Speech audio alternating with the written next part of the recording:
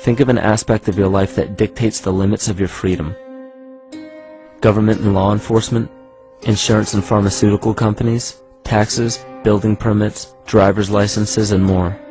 There are hundreds if not thousands of stipulations, regulations, and boundaries on our freedom.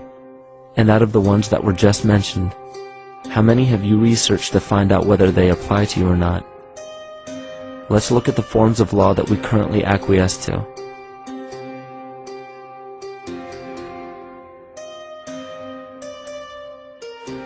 A common misconception among people is that any rule or regulation that governs them falls under one category: law.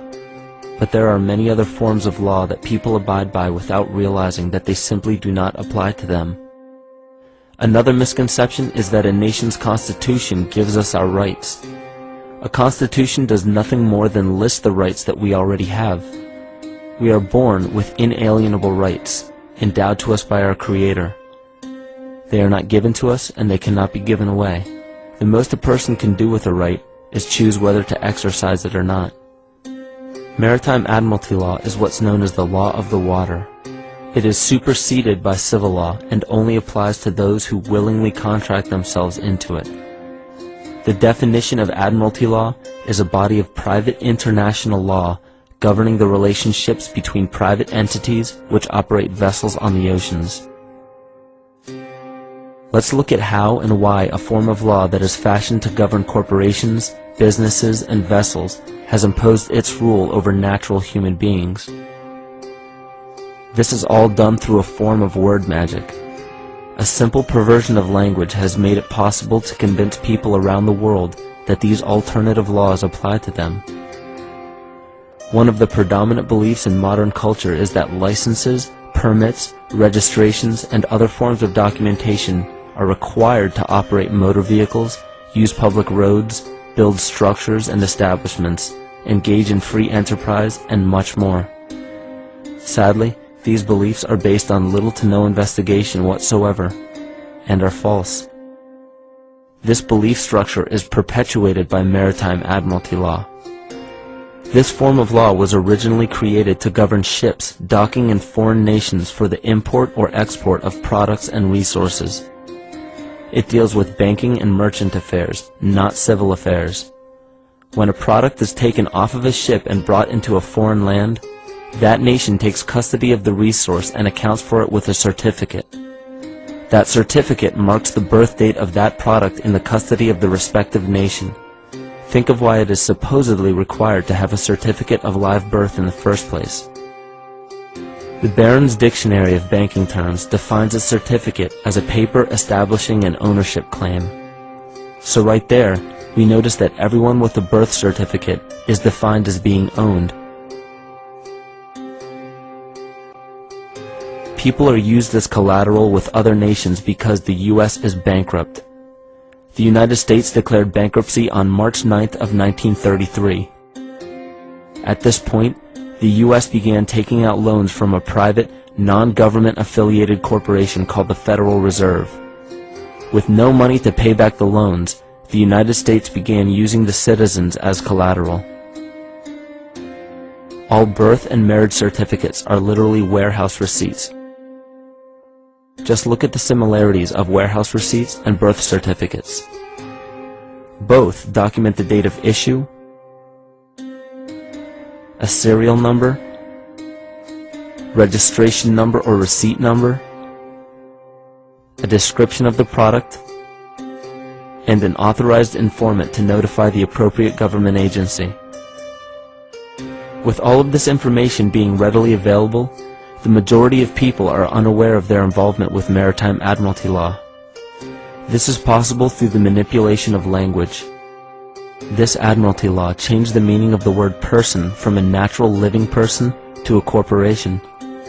Driver's licenses, vehicle registrations, auto insurance forms, building permits, gun permits, work permits, tax filing documents, birth and death certificates, traffic citations, and many other forms of documentation that were once believed to be absolutely necessary only apply to persons or corporations. Upon signing such a legal document, You are indirectly waiving your rights under the Constitution and lowering your status to that of a corporation that is created with the same exact name as you. The only way to reconcile your true name from the name of the corporation is to take notice that the corporation has its name in all capital letters. This is known as capitis diminutia maxima. You may take notice that your driver's license, birth certificate, social security card, insurance cards, and more use all capital letters to legally represent the corporation with your name, not you. The corporation is known as an artificial person, whereas you, the human being, are known as a natural person. This deception goes even deeper when it comes to the courts that we attend. When showing up to court, you will notice that there are seats for witnesses behind a wooden fence or barrier. The defendant must cross through the entrance to the other side of the barrier where the plaintiff and judge sit. This act symbolizes the boarding of a ship. At this time, business can be conducted in Maritime Admiralty law. The judge, acting as captain or banker, is responsible for settling the balance between the two sides. This is why there is always a monetary value involved in any court case. The captain is simply dealing with banking and merchant disputes. Once the balance is paid, the case is closed. To turn the court case away from Admiralty law where your rights are not protected, you must avoid agreeing to represent the artificial person. This is done by stating that you are the natural person. You don't have a first or last name because those imply corporate title. In a court case, you may state that the court takes judicial notice of your Honor's oath of office. Every judge must take an oath of office to practice law, yet you must make it clear to the court and the jury that the judge is acting as judge and not banker. Remember that you are a natural human being of the earth. You are not governed by anything but your own consciousness. Laws are created within a society. The society that created the laws we see being enforced today is called the Law Society. Yet the most beautiful part of this entire deception is the fact that we are not part of the Law Society, so their laws do not apply to us. Judges, lawyers, and law enforcement officers, they're all part of a society. Within that society, they've created their own language that's deceptively similar to English. They have these little things called statutes, acts, and regulations that seem like laws, but they really only apply to those within their society. So that basically means all the traffic violations, minimum age requirements, and everything except for damage to another person or their property doesn't really apply to the natural person. Laws only apply to those within the Law Society.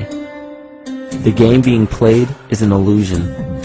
You can simply choose to open your eyes and reclaim the freedom that you were born with, bound by nothing but the limits of your imagination. These are just a few examples of assuring that your rights are being protected. By far, the most important line of defense against this deception is to be aware of the perversion of language, and be absolutely aware of how you form your beliefs and concepts.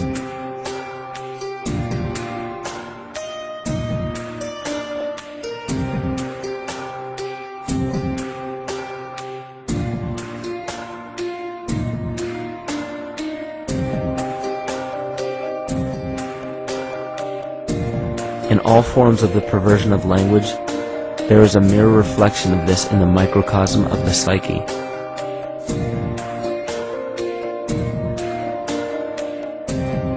And the problem I see with humanity today is we don't truly know ourselves anymore. We have the 9-to-5 job, we have the house, the children, the bills, the television, the hobbies, and the errands that we run every single day, and we eventually begin to believe that this is who we are.